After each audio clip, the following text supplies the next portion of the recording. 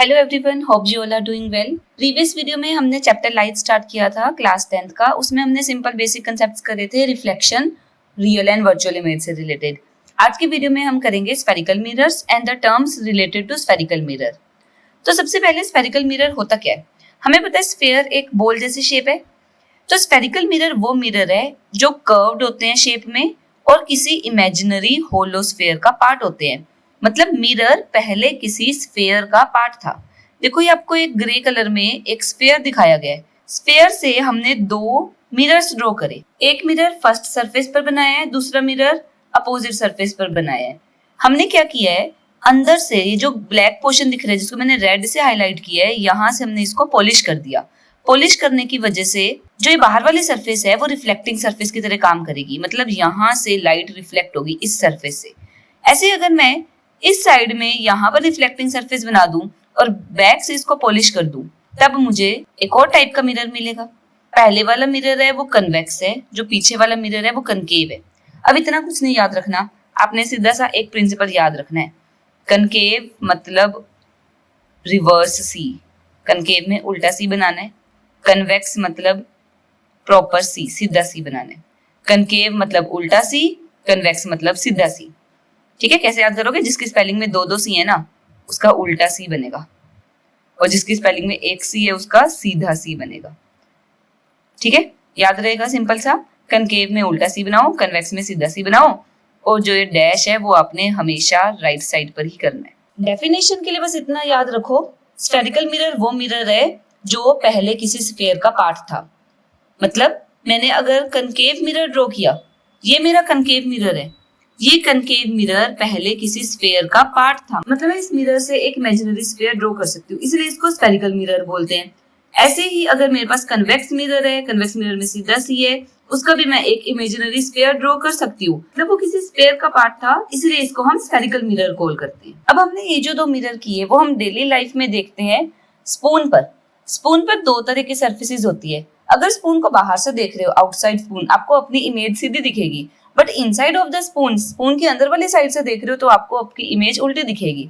ये best example है concave and convex surfaces का, जो हम डेली लाइफ में देखते हैं। तो सबसे पहले कनकेव मिरर होता क्या है? Concave mirror is type of mirror that is bent toward inward side, अंदर की तरफ मुड़ा हुआ है। वैसे तो डायग्राम बनाने के लिए उल्टा सी बनाना है, बट डेफिनेशन क्या होगी? ऐसा मिरर जो अंदर की तरफ मुड़ा हुआ है, और इसकी रिफ्लेक्टिंग सरफेस ये वाली होती है। रिफ्लेक्टिंग सरफेस जहां पर रेज आकर टकराती है, reflecting surface bulges toward inward side, अंदर की तरफ मुड़ी हुई है, उस मिरर को कनकेव मिरर बोलते हैं। दूसरी तरफ कन्वेक्स मिरर कौन सा मिरर है? Convex mirror is curved mirror where reflecting surface bulges outward, बाहर की तरफ है। जो रिफ्लेक्टिंग सरफेस है, ये रिफ्लेक्टिंग सरफेस है इस साइड वाली, ये उभरी हुई है बाहर की तरफ, bulging outwards. Convex mirror bulges in direction where light source is located, यहाँ से लाइट आ रही होगी, लाइट सोर्स लेफ्ट साइड पर है, जहां से लाइट आ रही है उसी तरफ को मुड़ा हुआ है, उसी तरफ बल्जिंग आउटवर्ड है।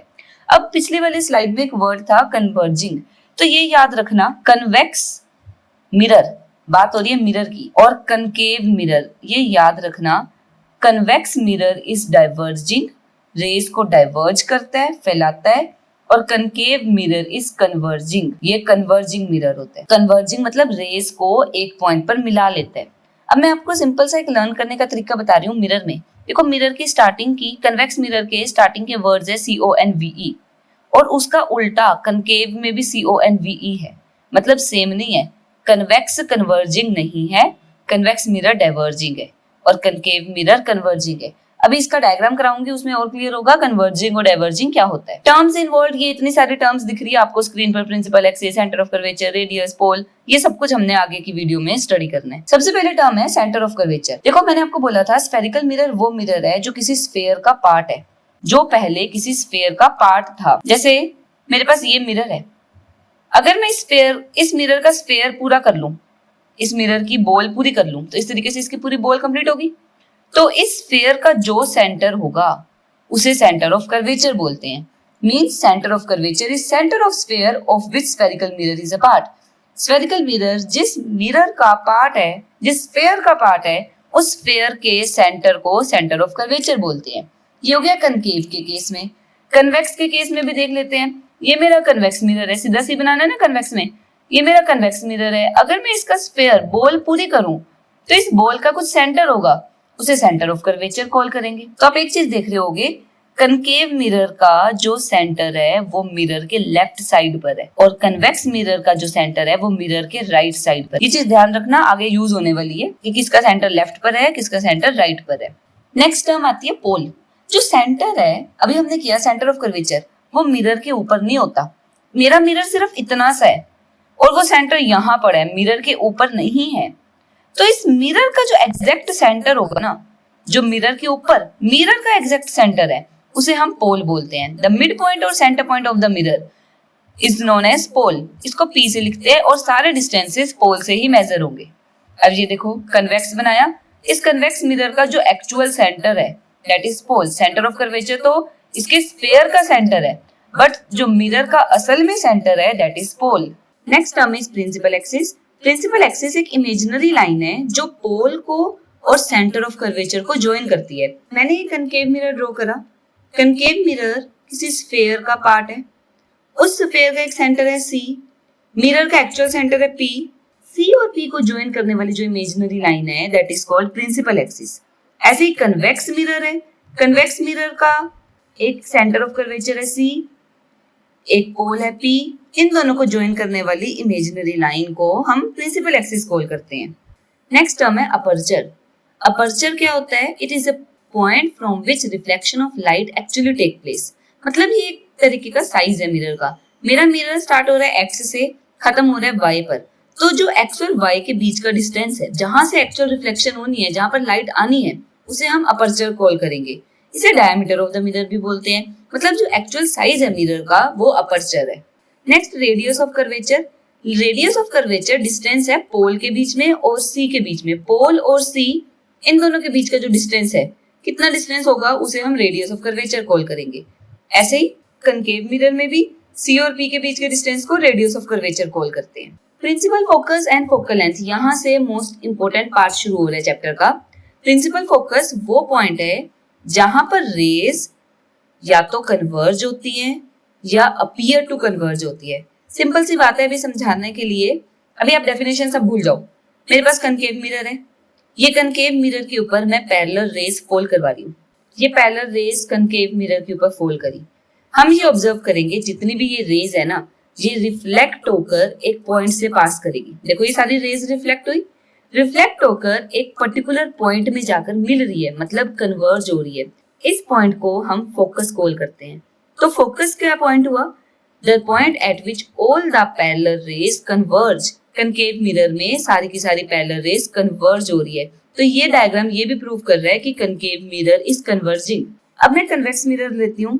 कन्वेक्स मिरर पर पैरेलल रेज फॉल करवाई, ये सारी पैरेलल रेज कन्वेक्स मिरर पर फॉल करी। कन्वेक्स मिरर है जो, उसके नेचर है रेज को फैला देना। ये रेज को फैला देगा, ये रेज फैल गई मतलब डाइवर्ज हो रही है। तो अगर मैं इनको बैक प्रोड्यूस करूं, डॉटेड लाइन बना दूं और इनको बैक प्रोड्यूस कर दूं, तो सारे की सारी रेज एक पॉइंट पर जाकर मिलेगी। असल में मिल नहीं रही, असल में मीट नहीं कर रही थी, बट बैक प्रोड्यूस करने पर ये ऐसा लग रहा है कि F से होकर जा रही है, मतलब अपीयर टू कन्वर्ज दिख रहा है। अगर मैं बैक प्रोड्यूस करूं तो यहाँ पर आकर कन्वर्ज हो जाएगी।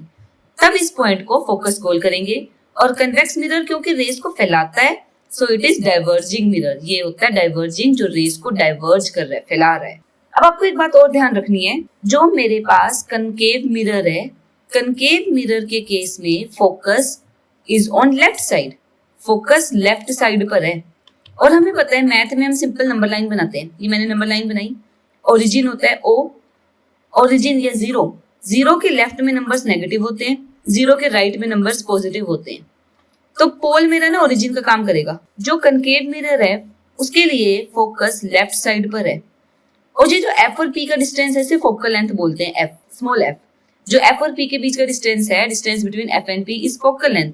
क्योंकि कनकेव मिरर का फोकस लेफ्ट साइड पर है, तो फोकल लेंथ कनकेव मिरर की होगी नेगेटिव। ये बात अच्छे से लर्न रख लो, बहुत काम आने वाली है। कोई भी क्वेश्चन आपका गलत नहीं होगा अगर आप ये बात याद रख रहे हो कि कनकेव मिरर है, उसकी focal length negative. Convex mirror का फोकस राइट साइड पर है। पोलर फोकस के बीच के डिस्टेंस को फोकल लेंथ बोलते हैं। क्योंकि फोकस राइट साइड पर है, तो कन्वेक्स मिरर के लिए फोकल लेंथ होगी पॉजिटिव, क्योंकि राइट साइड पर है। तो ये याद रखना है, कनकेव में फोकल लेंथ नेगेटिव, कन्वेक्स में focal length positive. I hope आपको ये पार्ट समझ आ गया होगा। हमने सिंपल टर्मिनोलॉजी जो कनकेव और कन्वेक्स मिरर में बहुत यूज होने वाली है, इन टर्म्स को अच्छे से समझ लो। फिर नेक्स्ट वीडियो में हम करेंगे रूल्स फॉर इमेज फॉर्मेशन, और फिर इसके बाद हम करेंगे ray diagrams related to convex and concave mirror. Till then, happy learning.